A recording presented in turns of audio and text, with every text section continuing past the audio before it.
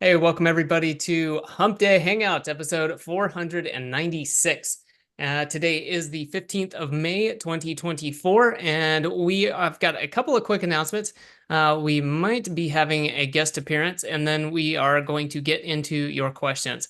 So if you are not joining us live and you're catching the replay, just know that you can always ask questions ahead of time by going to semanticmastery.com/HDHO. It's the same link you can use to come here live every Wednesday at 4 p.m. Eastern. And when you go to that page and it's not between 4 and 5 p.m. Eastern on a Wednesday, there's a link where you can ask your question ahead of time. Go ahead, do that, whatever you've got, and then we can get it and we can answer it on Hump Day Hangouts. Of course, we love it if you're here live. But we understand not everybody can make it all the time. Now, the one important part is if you're not here live, you probably want to subscribe to the YouTube channel, enable notifications, and that way when Hump Day Hangouts is posted, you can watch it, get your answer to your question. Boom, win-win. So with that said, gonna say hi to the guys and then a couple quick announcements, and then we'll get into the questions. So Chris, how you doing today? Good, weather's good, super busy, working on a lot of things, and yeah, we'll be on a little train ride this weekend, so super Nice. excited. Nice. Are you going on a trip or a little vacation? Nah, just visiting friends in Salzburg and then back, so like probably a 1 day trip, maybe two, we'll see. Nice. All right, cool. Bradley, how about you? How things going? Good, man. Chris is speaking my language. If I'm going to travel, it's going to be either driving or in a train. Yeah. I don't fly, but no, things are good. Things are going well. We got our DHA programs in week 3 now, and so that's been cool. We'll get to coach every morning for an hour. It's been fun and helping people out and that kind of stuff. And so excited about it, and we're here. So let's get it going. Cool. Well, speaking of DHA, we mentioned this last week, but I wanted to let people know again, we are working on putting together Brian's here. What's Well, that? sorry, I see Brian in chat. Brian, I think Adam sent you the link in Facebook. Is that correct? Yeah. So anyway, Brian, you're welcome to join anytime, buddy. And what's up, Will? How are you, man? Well, speaking of DHA, let's see. Hey, Brian. Yeah, Brian, check Facebook, like Bradley said. Anyways, long story short, Bradley, I know we talked about this last week before Brian hops on. Wanted to remind everybody we are putting together the DHA 3-day workshop. And so can you just give people the rundown again on kind of what that's going to be, and if they join, what they're going to be kind of walking away with? What are they getting out of that? Yeah, I'm sorry. I was seeing if I could message to Brian the link because he's saying he needs the link. So anyway, if you can get that to him, Adam. Sure. All right. So what was the question? Sorry, if you could explain to people a little bit about the DHA the 3-day workshop, and then just Gotcha. how that's going to take place. We do have the dates. It is going to be the first week of June. And then what kind of they take away? Like, yeah, we got the training. What's the big goal as far as, hey, if you show up every 3 days, what are you going to have at the end of that? Perfect. So the DHA 3-day workshop, we want to be able to kind of help people start setting up and getting prepared for and setting up a cold email system, basically, to generate leads for your own agency. Brian's coming in now, so let's bring him in. So yeah, I'll finish my little pitch about DHA, and then we'll give Brian a proper welcome.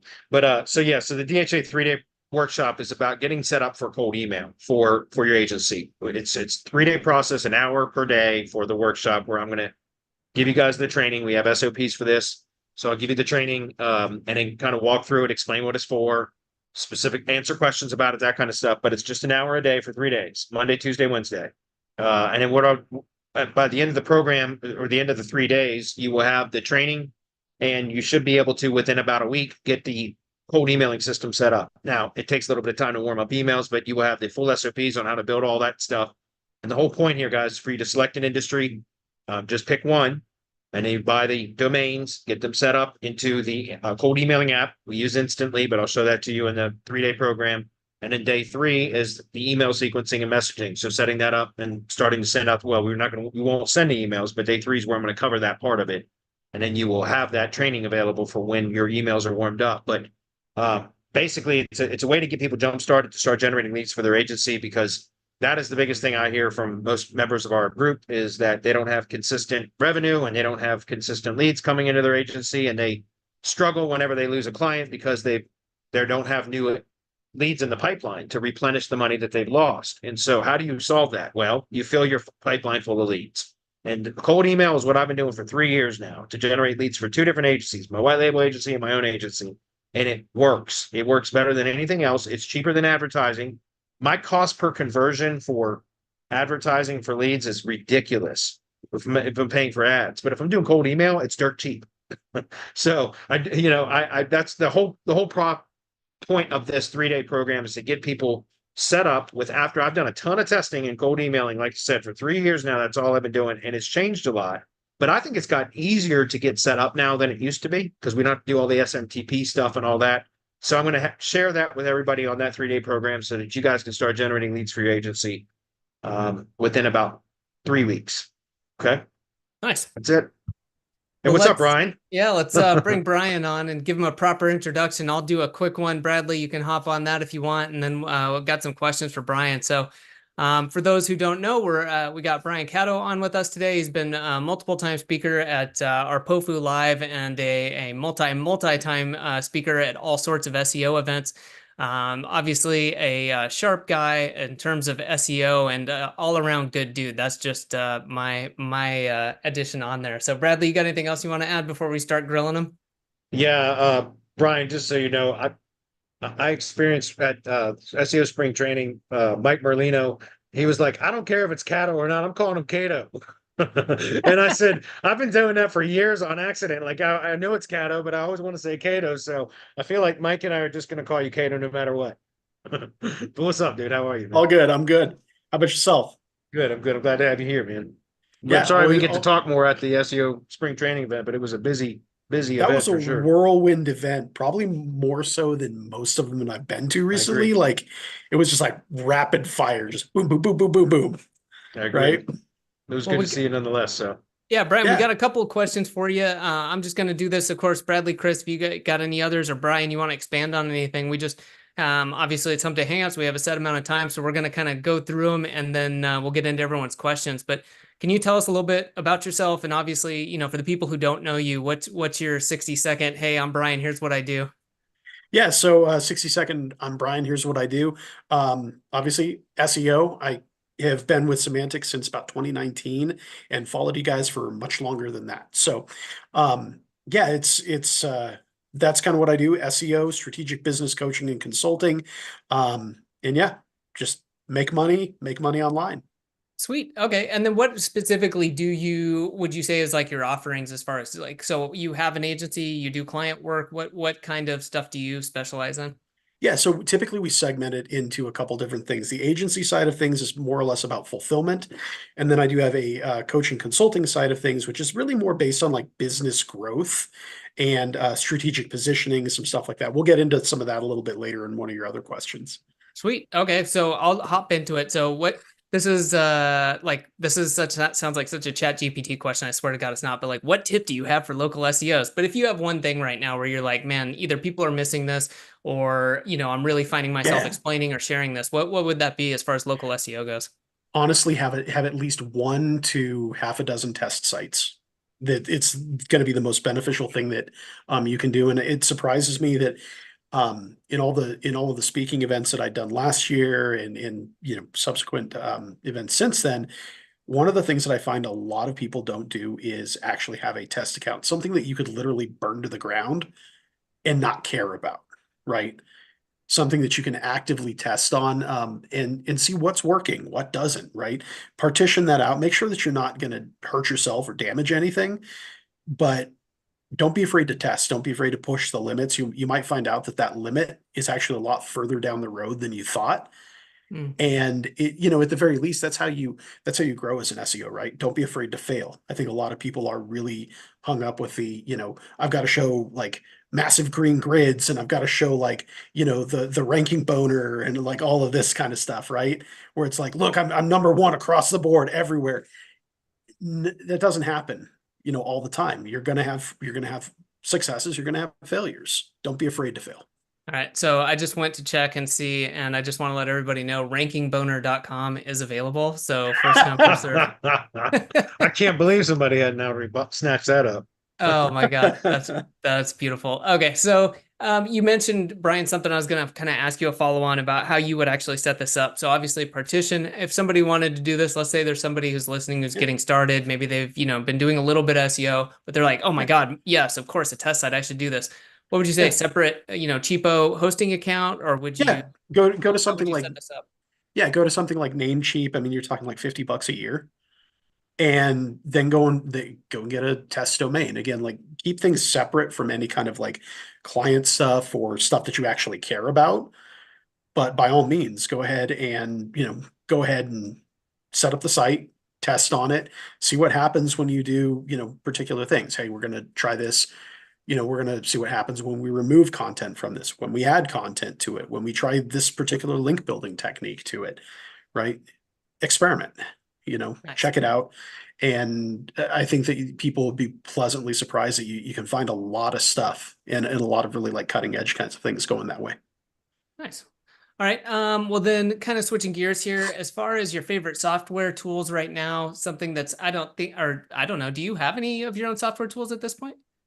I do actually. Well, yes and no. So I have a coding background and a development background. So I do have a lot of utilities that we use internally and kind of in-house, different kinds of Python scripting, a couple bots, things like that, obviously we use on our own.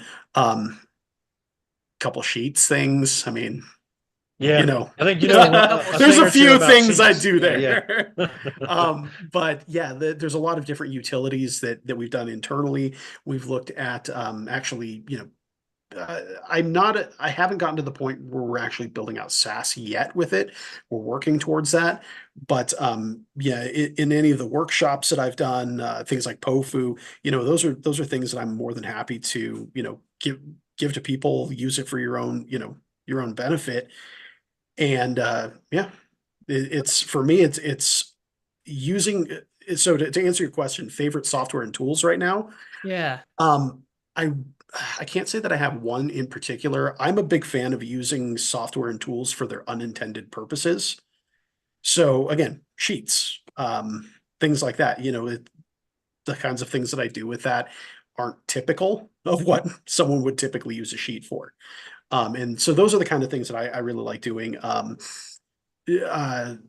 Link building for, a variety of different things. Loom is a fantastic link building tool. If people aren't currently using that, I would highly suggest it. Because you can throw links into Loom, right? And it's a fantastic link building tool. And it also can provide a lot of value. So it doesn't necessarily have to be just a link building thing. You can actually add value. You can use it for your training documentation, right? Use it for your VSLs, your outbound sales. So there's it's a multifaceted, multi-pronged approach to link building, right? Links should really be the culmination of everything that you're doing as far as content and promoting your brand. Links are just kind of a byproduct of that. Nice. Okay. Let's see oh yeah, right. And this one, I definitely want to ask you. So what's your favorite method right now for getting leads or clients? In all honesty, speaking events have been fantastic, just getting out there and not necessarily even just like SEO related stuff, right? I've done a lot of stuff with like Chamber of Commerce, just teaching people, at a very high level. These are some basic things you can do to improve your SEO. Like it's surprising, being that we live in the industry of SEO and digital marketing and stuff like that. It's really easy for us to get caught up in kind of the curse of knowledge, right? You know it because you're living it, you're breathing it, you're doing it day in and day out. But recently I did a summit for a bunch of rural communities, and I was really surprised to see that like a lot of people had a very, very muddy understanding of even how to claim a Google business profile. I mean, you're talking guys that are, farmers, ranchers, potentially small business owners in rural communities. And for them, when you're like, this is the basics of go to Google, claim your profile, it was just like mind blown, right? And for us, we take that for granted because we live this day in and day out. But those kinds of things are getting out there, speaking to a variety of different businesses. It's been fantastic. Targeted ads, also something that I find very helpful. Thank you for the VSL training. That has been fantastic. And then, the directories, things like that. Also another fantastic way to do it. Yeah. Nice. Well, that's coming close to the end of the questions I had. Brian, is there anything else you want to touch on, or Bradley, Chris, do you guys have anything you're curious about having Brian share today? Yeah, so Brian, a couple things. First of all, I got to make this as a statement because Brian was one of my many mastermind group members that we did for almost 2 years. On every Thursday we met, and it was for practicing sales, and like that was the original goal of that group. And it was about 8 of us, I think, originally, and then it kind of shrunk down to about 4 or 5 of us that consistently showed up every week.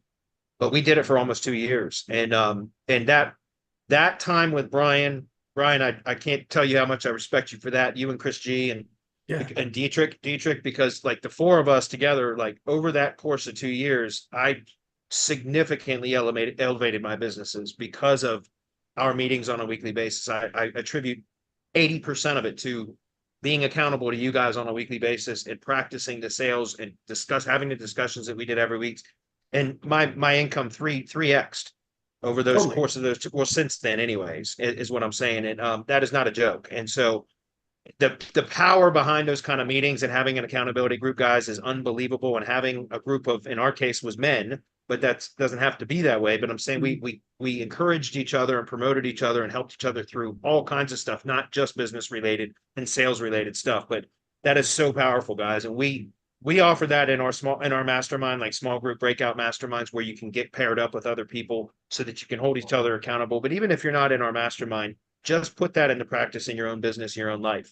It will help. And thank you, Brian, for that, because I'm telling you, man, it was so transformative for me. So 100%. much respect.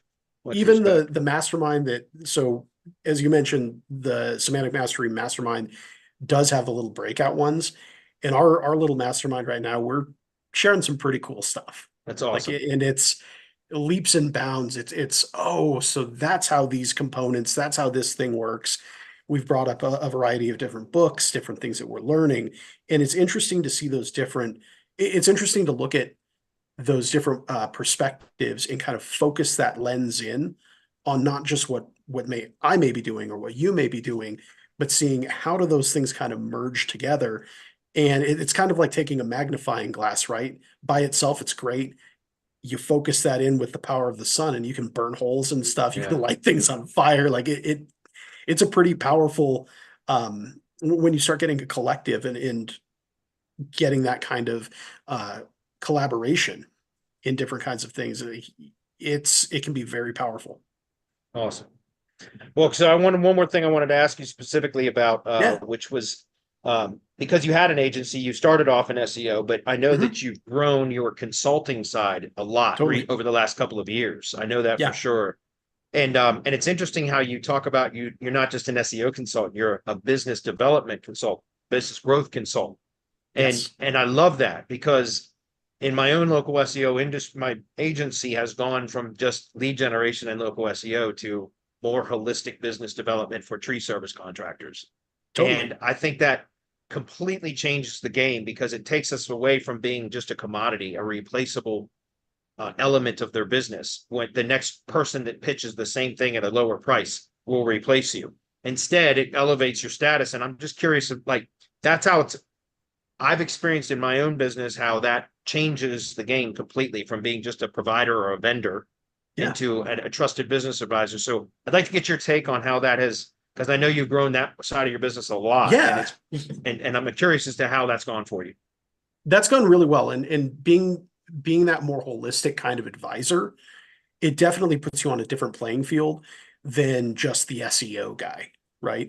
More recently, and this is actually a tip that I took at spring training from Mark Rabb, is even beyond that, start even looking at equity plays. And I know we've talked about that at POFU several times. I know several of the speakers have talked about, look at equity plays, look at those kinds of things, look at partnerships, right? And it really kind of solidified some agency growth things, and even like just personal business growth things over the last, several months here, kind of leading up to spring training, and then taking that beyond. But looking at partnering with businesses, actually becoming a shareholder or even part owner of a business, because then you have skin in the game, and you know, you can, if you're confident in your SEO skills, you're now a partner in the business. You actually have stake in it. And I mean, for a lot of businesses, I mean, you know, with tree care or other, you know, other things like that, really it's a specialized skill. A lot of them, again, a lot of them may not know how to market themselves properly. You're helping them do that. And so, yeah, there's partnerships, there's equity stake in there, and that's kind of the play that we're currently doing. So what out of those two arms of your, or the two kind of separate businesses, but they're Mhm. related, Very soon. is one performing better? Like, is one a larger portion of your revenue now than the other? Yeah. So right now it's teetering more towards the consulting side of things.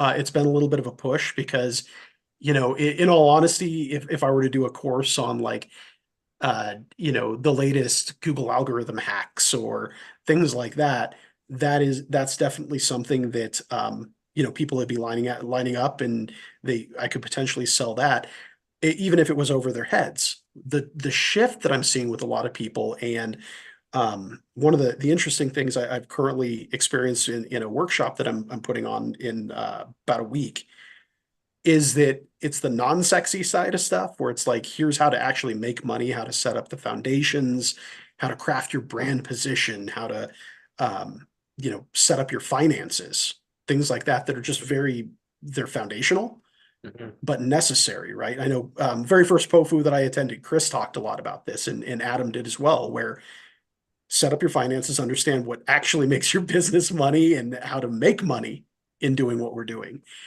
It's not a real sexy thing, and I've seen a little bit slower growth out of that, but the people that have actually gone through that kind of training with me in the past, I mean, they've seen everything from, you know, double digits to triple digit type growth, you know. And again, it's not a sexy thing, but it's Yeah. foundational. Jeff Olson, the author of The Slight Edge, which is a Mhm. fantastic book, and he was in the network marketing business, but he told his network marketing, you know, organization, that he was like, you know, be brilliant at the basics, master the mundane. He was like, because that's where Yeah. everybody always wants the sexy, the shiny, whatever. But if you master the fundamentals, you will have a stable business, and you'll know, you know, what's profitable and what the proper levers are to pull to generate revenue and all that kind of stuff. And Yeah. it's not about sexy, it's about being brilliant at the basics, you know. I actually really like what you just said there, as far as the being able to pull the different levers, and thinking in terms of frameworks is also really helpful. From the business consulting side of things, thinking in terms of frameworks has really also helped me expand the business, and it's something I would highly encourage people to do. If you understand, like, let's say you're wanting to increase your cash flow or your the overall profitability, there are really two levers that you can pull: sell more or sell at a higher price, right? And when you understand that there's really only about two levers that you can pull to increase your cash flow, it becomes a really simple thing. Well, what is it? Do you want to sell more at the lower price, or do you want to sell less but at a higher price? And then you can start addressing any of those concerns. But definitely something I would encourage people to do. Think in terms of frameworks, and Yeah. that skill can also translate into SEO and a variety of other things like that. Ooh, I love that you said that. And I'm not, I know we probably I wrap was it about to up say, as in about moderator, I'm 6 hopping minutes. in. We got to wrap Yeah. this up in like All 1 good. minute. So We'll give it a couple minutes, but you know, you said the biggest levers can translate into SEO too. And I have an audit process that I go through, which are the biggest levers that we can pull across 4 components, which is the entity, on-page optimization for the self-hosted site, on-page for the GBP, and an off-page. Those 4 components, I go through 19 points that are the biggest levers that we can pull. They're the biggest optimization points that have the most leverage with the least amount of effort. And I've distilled that down through a ton of testing. And so it's awesome to see, like right now, if you get that part of it right with local SEO, specifically the local, then it requires far less backlinks, far less content. I mean, pages can rank with like no content other than the headings. And I mean, it's insane how well it works. And so, Yep. like, that's why I said is try to figure out, like, I agree with you. And I think it was a great statement. It's try to find the biggest leverage points and work those so that you're not working you so hard for such minimal or marginal gains. You know what I mean? Totally. So, awesome. So, okay. So, Automates Local has a question. Yeah, we'll see if the pops it in. If not, I think we better switch over to the Pre-posted. asked questions. And Brian, thank you so much for coming on. Sorry about the bumpy path to getting here today, but appreciate All you good. sharing with everybody. Yeah, one last thing I do want to add just very quickly, what Brian mentioned was testing and having test sites, guys. Terry Kyle was great many, many years ago. He talked about the random ranking factor. And he talked about how before you start an SEO project, you should really go out and buy 5 domains. It can be the exact same domain with just different extensions, and basically put up test sites and test different theories on those 5 different sites. So almost like single variable testing across 5 different sites. And in some cases, you could put the same content or similar content on the same sites, and just one of those domains will outperform all the others. And that makes no sense, but that was part of the random ranking factor. But then taking those same sites and then kind of doing single variable testing across them so that you can start to determine what performs best. And that's essentially what I did with the local lead gen site structure that I've spent 2 years testing in one industry, the same site structure, but just changing single variables occasionally across a few different examples and then tracking the results. And over 2 years, I've refined that into what I'm teaching now about specifically about that local lead gen type site structure, because it works and it's been tested to death. and I'm still learning on how to improve the performance, because as you know, Brian, direct response marketing is you identify your best performing campaign, ad, whatever, and then that becomes the control. And your sole purpose in life is to beat the control. So you're always trying to change things slightly to see if you can beat that performance of that control. Once you find a better performing one that you can duplicate, that becomes the control, the new control, if that makes sense. And so, I love that you said to go out there and test, because I know too many people don't do enough of that, in my opinion. So, All right. 100%. all right. Question time. And before Brian, Adam feel gets free, mad. hang out. You can take off, do whatever you feel best doing. Right on. Thanks for your time today, Brian. I appreciate it, man. It's great seeing you again. Absolutely. It's a pleasure. Okay, guys, so we're going to get into pre-post questions for the last half, which fortunately we only have a few. And then if there's any questions that pop in the chat that are relevant, we'll address those as well. And I hope everybody appreciated Brian coming on today, because that was certainly valuable in my opinion. Dave says, can we set up a GMB without any address at all? No, not anymore. Not that I'm aware of. There are some, kind of black hat ways to be able to claim or get other GBPs that were so that you don't technically have to have an address. I don't do any of that kind of stuff anymore. I got tired of losing Google business profiles after putting a ton of effort, money, resources, time, whatever into them. So I'm tired of it. I'm tired of working on spammed GBs. If you have a real business, you should be able to verify it. Just, if you don't have a real business and you're trying to get a lead gen Google business profile, I'm not going to be the person to help you get those anymore, because I'm just tired of that side of the business. It's just ridiculous. It's become so hard to verify profiles unless you have a real business, and it's hard to keep them if they're not real. And I don't like to put effort and money and time into anything that I know is likely going to be killed at any moment, right? I'm tired of that. I really am. I've reached the point in my career I don't like churn and burn, and I think lead gen with Google Business is churn and burn right now. I really do. So I think that's why I've specifically develop the DHA model, which is to really work on organic assets and then use those to point to for marketing so that you can land clients that have real businesses, et cetera. It's just kind of a hybrid model so that it eliminates that need for Google business profiles that aren't registered or tied to a real physical business, if that makes sense. So can it be done? Not that I'm aware of, because when you register a Google business profile, you have to provide an address. Whether it's a published street address when the listing gets verified or not is up to you, but you still have to provide an address unless there are some black hat ways that you can get it. And like I said, I'm not trying to discourage anybody else from doing it. I'm just not going to do that in my business anymore. And because of that, I'm not going to teach people how to do it or go learn how to do it, because I don't care to do it in my own business anymore. If that makes sense. I think it's better to, I still love the lead gen side of the business, and it can still be done without Google business profiles. But that's why I developed kind of the hybrid model specifically to address that, which is to kind of work on the organic stuff and use that could then be tied to existing businesses that have real verifiable Google business profiles, if that's clear. So I can't help you with that, but again, I'm not, that's not something I want to do in my business anymore. So it's not something I'm going to teach either. Michael says, apart from the Google business posts and reviews, what other activities would you say I should do daily or weekly for my GBPs to keep their rankings? Well, I've said this before, if you can also get your clients or whatever to post pictures, like if it's service area businesses especially, but posting pictures regularly from like, so if they're a service area business and they have technicians or whatever that go out into the field, having their employees, their staff that are out in the field performing jobs or whatever, taking photos out around their service area and uploading them into, so on jobs. So someone on jobs have them snap a couple photos from their phone and just upload them directly to Google Business Profile. They don't have to be managers, none of that. They just go to Google Maps and search for the company name and then add photos. That will train Google on who you are, what you do, and where you do it. Like essentially you tell that to Google when you optimize the profile, right? You're conveying to Google those three things: who you are, what you do, and where you do it. But you can validate that through those types of signals, which is, sending geographic signals through with verifiable proof from, geotagged images that contain that metadata out in the field and that kind of stuff, if they're service area businesses. That's a great way. Over time, that has a significant influence on not only the GBP just ranking in its immediate area, but also out into the service area. In other words, expanding Maps coverage area. I've had just a handful of tree service clients. I teach that to tree service clients. Tell them to do that, by the way. And most of them don't. Most of them won't do it. They like, help me help you, right?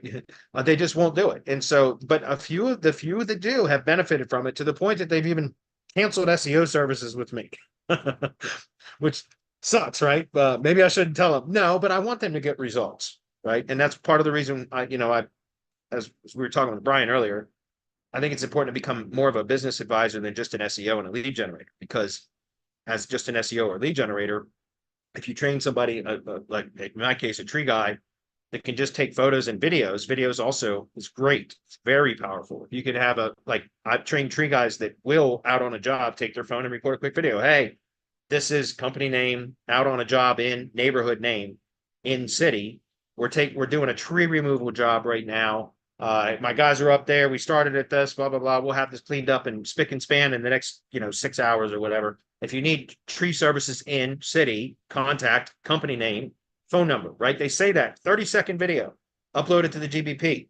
Boom, that has significant effect on GBP ranking, especially if it's out in the service area. Over time, that you can really expand Maps coverage. And so that's why I said, I've trained tree guys to do it. Only a handful of them have actually done it. Some of them have canceled service with me because they rank and they just don't budge no matter what. They're always at the top.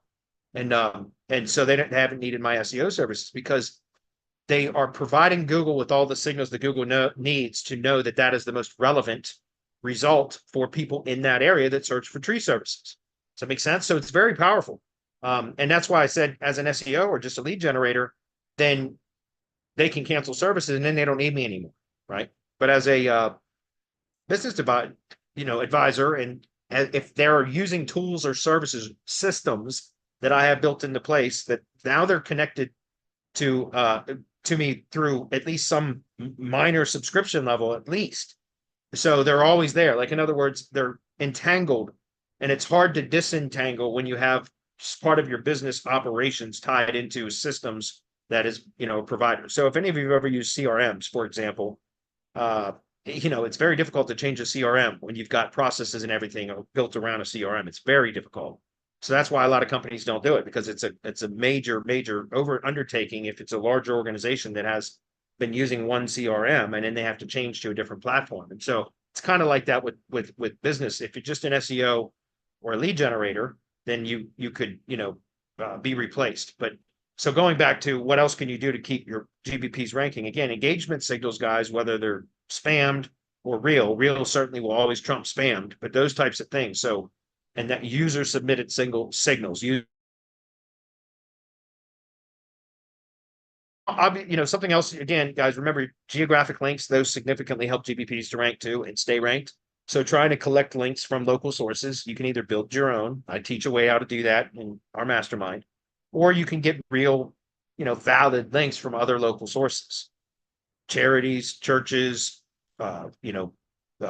doing link exchanges with other businesses and vendors in the same local area, media, news, event kind of sites and things like that. All those things, getting links from local sources is going to significantly, links are still a significant ranking factor, guys, even for local. still a significant ranking factor. I don't think that's going to go away anytime soon. So it's kind of all those things combined. But if you don't want to spend money on links, again, just having your clients post, if it's a service area business, if storefront, I don't know if that's as valuable because I don't work with a lot of storefront businesses, so I don't know. But for service area businesses, it absolutely is. Next is Grant. What's up, Grant? It's good to see you back again, man. He says, I have quite a few GBPs that were all created in late 2018 and all with completely different persona profiles to avoid creating a footprint. Some are still producing an income, some aren't. Lately, I've been considering building a multi-location website, which I can control, and linking out to all of the independently owned and operated GBP locations. Currently, the only obvious connection between the GBPs is the similar naming convention. Given my original efforts to avoid a footprint, is this a risky move? I don't know. Because I've got a bunch of GBPs too that are all tied to one brand, even though I tried to separate them and everything else as well. And I've only had one that got hit. I had 4 GBPs hit in a week's time, and I believe that those were hit because I was a tree service lead buyer that I fired because I found out he was on a lead share agreement, or excuse me, revenue share agreement, and I found out he was lying to me about jobs that he was closing, saying he wasn't closing, and so I fired him, and so I think he reported a few of my GBPs and I lost them. But I've got a number of multi-location brands for lead gen that have dozens or many GBPs, some are dozens, that are connected to that brand. And I've not had a problem with tying them all together via one website, one domain. I've not had a problem for that. Each location landing page, right? So each GBP has a dedicated location landing page. And I've, other than that one that I said I had 4 terminated in about a 24-hour, maybe it was a 48-hour period. And I think it was because I fired a lead buyer that knew they were lead gen assets and he reported them. So I don't think it's a problem. Through my own experience, I can't, Grant, you understand, I'm sure that I can't swear that that's law, or I mean, it certainly can happen. But I think if you have the ownership and everything else kind of separated and you have dedicated locations, so all 4 data points, name, address, phone number, and website, right? Those are the 4 main data points. And as long as you're only have if you have a different naming convention for each location, a different physical address for each location, a different phone number for each location, and a different location landing page for each location, even if it's the same brand, all 4 data points are unique for each, right? For each location. So you should be fine. Again, I can't swear to it. I wouldn't bet my life on it, but I would say you should be okay. Okay. Because I do that as well. On the last Hump Day Hangout, Bradley, you said that you prefer not to use WordPress anymore. That is correct, but I didn't catch the name of the CMS you use now. I use High Level. So High Level, I build sites in High Level now because I found High Level's gotten a lot better as far as their websites and all that. It's still bloated with code, but they load a hell of a lot faster. They just updated that in the last few weeks, and now you can optimize the hell out of a High Level site. 3 years ago, you couldn't do that, at least not that I remember. So you can optimize every element now and set the type of tag you want it to be, whether it's a heading tag, a div tag, or span tag, whatever you like. It's really robust now, their website builder. And so I prefer everything in High Level now, building sites in High Level, because there's no updates, there's no security concerns, or at least significantly less security concerns like there are with WordPress or compared to WordPress. There's no plugins and updates to do. Man, I swear to God, my directory site, TreeCare HQ, every time I log into it, even if it's daily, there's more updates. Every single time I log in, there's more updates. It's fucking annoying. And I'm sure you all can relate, especially if you've got dozens and dozens of sites that you manage. It's ridiculous, and I hate it. I don't care. Main WP, there's a number of things that kind of help talk. But why? Why bother with all that? If high level sites are performing well, which they are, when optimized properly, it's a bit of it that I don't know that I'd want to build sites from scratch in high level, because it's like, I don't know, I'm just not, I guess maybe I'm just more proficient with building sites in WordPress. But when you stick to a single industry, then you build one site or one structure and you can change the colors and things like that. But then you just duplicate. So you're just cloning a structure, right? Over and over and over again.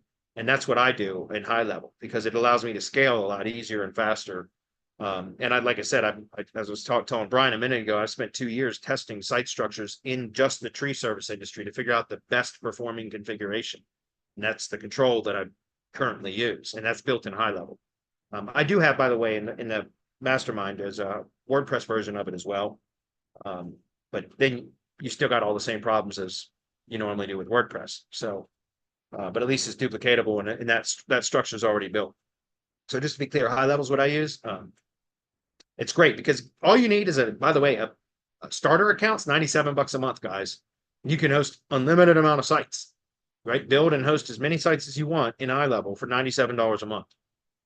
No security concerns, or at least significantly less. No updates, none of that, right? So in my opinion, I think it's way better. It's way smarter.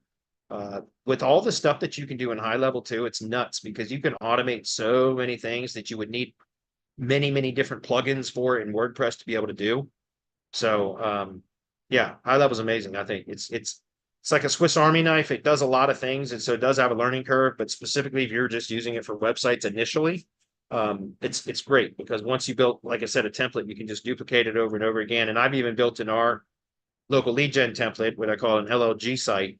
The template that I have in high level, we build those sites through high level forms. It's just input forms. We collect all the data in an Excel file, and then that data is copied and pasted into forms, and that builds the site, the structure, the images, internal linking, everything. The only thing that has to be done after the site is built through just form submissions is add content to them, like the actual text content. And I mean like the content between heading tags, all the headings and everything are done via the form input. So it's a great way to build sites, in my opinion, because it's efficient, it's very effective when the structure is right. So I like high level sites. I really do. 3 years ago, I would have told you don't. Shit, a year ago, I would have said don't use high level sites. 6 months ago, I probably would have said that. But now it's my preferred method. Okay.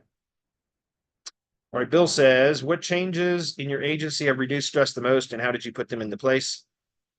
Bonus if possible, how did you come across them? Okay, so great questions. The first one is, what changes in your agency have reduced stress? Productizing my services. So learning how to productize my services instead of doing custom SEO for every single client, productizing my services has reduced stress significantly, and having a steady stream of new leads coming into my agency. Those two things have reduced stress more than anything else. And while learning how to sell too, but that's a result of generating consistent leads, right? Those two things there have reduced stress significantly. Now, how did I come across them? Well, productizing my services, I was forced to do that when I started a white label link building service, because I was just doing arbitrage originally, which is where I had found a bunch of providers that I was using on various marketplaces and I had kind of developed a good mix of different types of link services and stuff that I'd found from other providers on marketplaces. But I had kind of developed over several months of testing a really good mix of the different types of links and stuff that then I could apply to local projects and get results. And so when I first started a white label link building service, it was just arbitraging other people's services. And that was clear. I made that very transparent. But it was first of all, my margins were very slim, and it was also a lot of manual work to, communicate with vendors that I was buying links from, and then packaging them and reporting and delivering those to my clients, which were SEOs. So in other words, it's very difficult to do at scale. It was fine at first, but so I had to learn first of all I had to learn how to productize my services as a white label agency. So white label service provider. I had to learn how to productize services. And then once I learned how to do that for semantic links, then I started applying that to TreeCare HQ. So the service offerings for my local SEO agency. And that has been huge. Okay. That, and then also, again, filling my pipeline full of leads for both agencies, my white label agency and my local SEO agency. I did that with cold email. That's all we use. Okay. Cold email. I did that for my own local SEO agency first with TreeCare HQ when I started developing the directory process, which was about 3.5 years ago now. And then when I started Semantic Links, a white label SEO agency, I hired an appointment setting company that uses cold email to set appointments for me. And so they manage the lead generation for semantic links. I manage the lead generation for, well, me and a partner now, Harry, manage lead generation for through cold email for Tree Care HQ. And having a steady stream of consistent leads coming into my agency so that I can sell them on my products and services after I productized my services has been absolutely transformative. And again, going back to the earlier conversation I had with Brian, a large part of that also has to do with learning how to sell.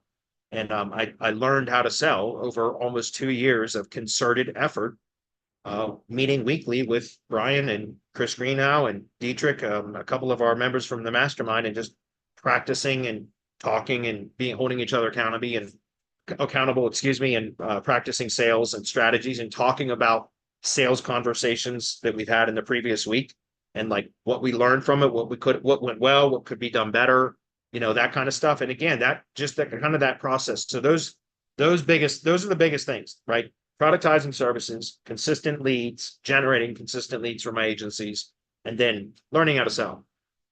Those are probably the 3 biggest things. But really, learning how to sell was a result of learning how to sell was a result of generating leads consistently. Productizing services was a result of having started to sell a lot and not being able to scale operations without productizing.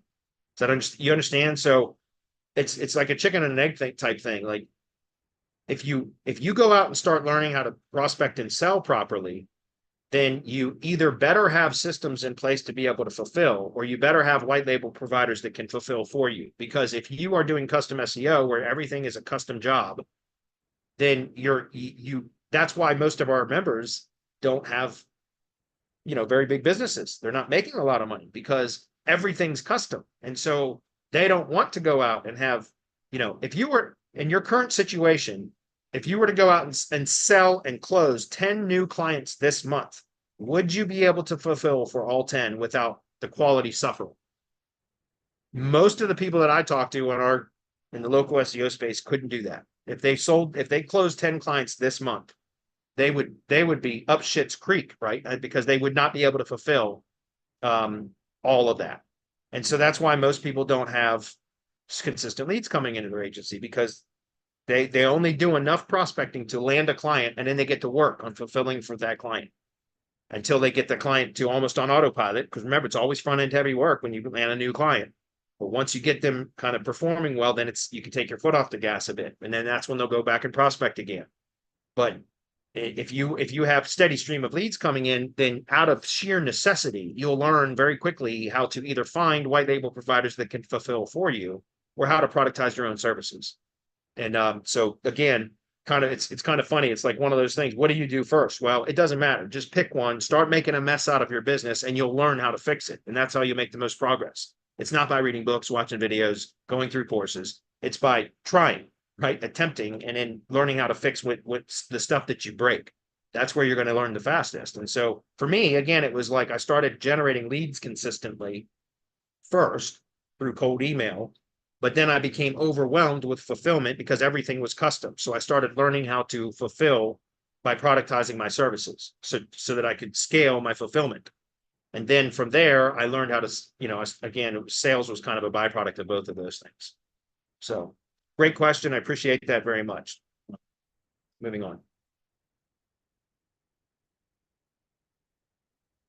Awesome. All right. So let's go through here. Brian, again, thanks, man. Appreciate you. Rank boner, that Chris, our partner Chris posted in Zoom chat. He was like, "We could sell SEO swag on that." That's awesome. You're going to say something, Adam? Oh, no, go ahead.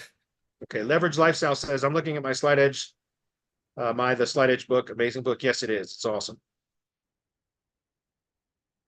Automates Local. Do you guys still use HDHO? I certainly do.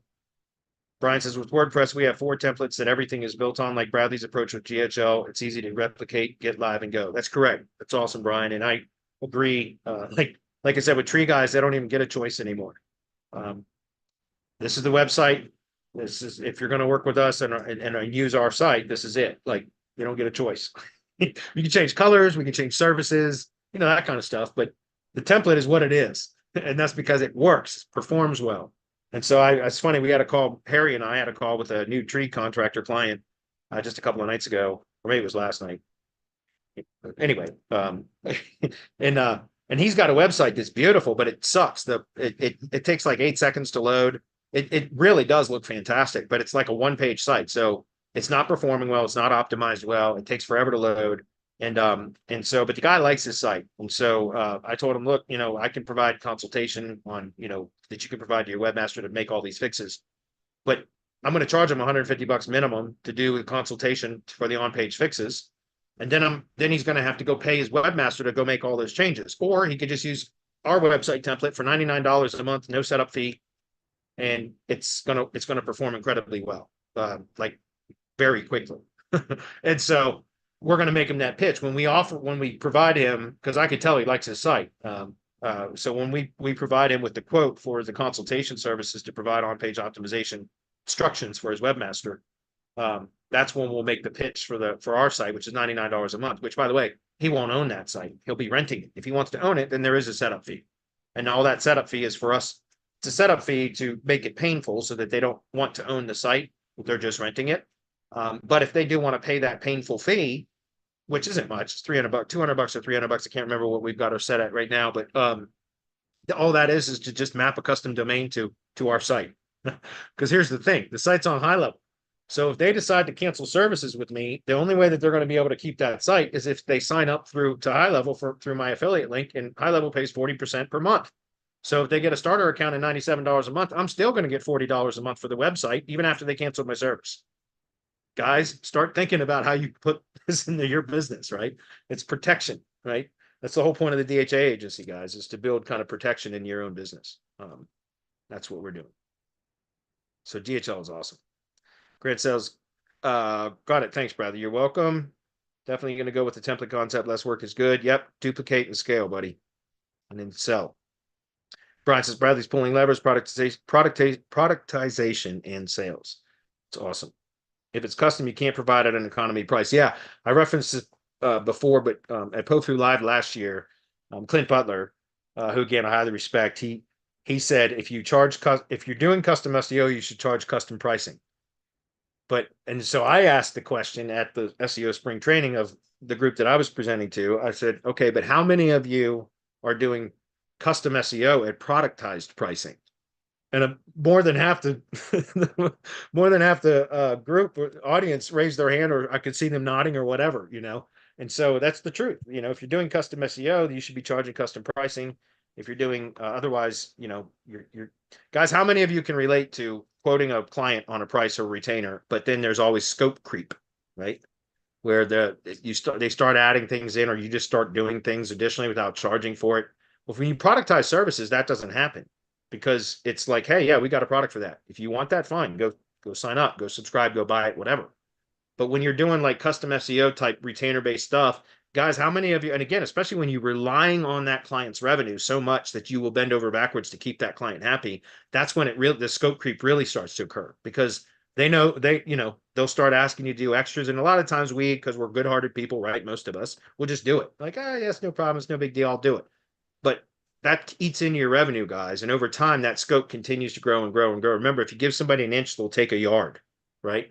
So you kind of got to set boundaries, and productizing your services allows you to do that, because it's very easy. It's cut and dry, right? It's white and black.